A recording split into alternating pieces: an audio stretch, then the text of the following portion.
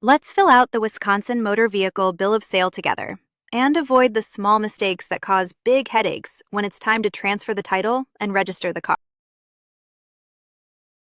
Start at the top with the date of sale, then the seller's details. In our example, that's Anna Baker, with her address, phone, and email. Then the buyer's, Ben Carter, with the same. 2 quick habits. Enter each name exactly as it appears on that person's ID and on the title. A nickname or a typo can stall the transfer later. And don't leave any line blank. If something doesn't apply, write NA. An empty box is an invitation to change the document after it's signed.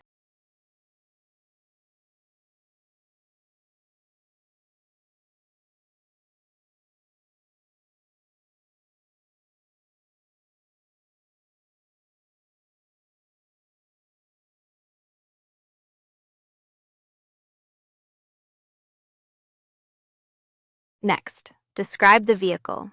Make, model, body type, year, color, and the odometer reading. 2 that people get wrong. The VIN. Type all 17 characters exactly as they appear on the title. A single wrong digit can stall the title transfer. And the odometer. Write the exact reading, not a rounded guess. A sloppy number can look like odometer fraud.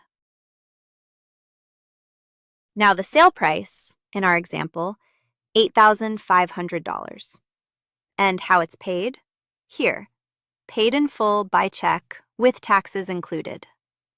Write the real price. Lowballing it to shave the sales tax can come back as back taxes and penalties, and it leaves the buyer with weaker proof of what they actually paid. Finally, signatures. The seller and the buyer each print their name, sign, and date. 2 things before you're done. An unsigned or undated bill of sale may not hold up, so make sure every signature has a date beside it. And make 2 copies. Each side keeps a signed one.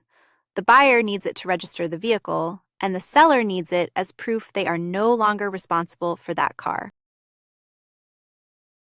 When selling a vehicle in this state, here is what you need to know.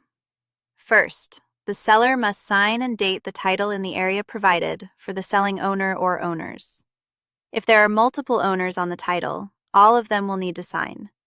Both the buyer and the seller are required to sign the bill of sale, so make sure everyone is present or has a chance to put their signature on the document. You will need to include the buyer's full name, address, and telephone number, along with the vehicle identification number or VIN, so the vehicle is clearly identified. The odometer reading must be recorded on the document, and the selling price needs to be listed as well. Now, if there is a lien on the vehicle, the seller must provide the buyer with a lien release document from the lien holder before completing the sale. So take care of that ahead of time if it applies to your situation. The good news is, notarization is not required for this form, so you do not need to visit a notary to complete the process. Just take your time, fill everything out carefully, and make sure all the required signatures are in place before you hand over the keys. Remember, this is general information, not legal or tax advice.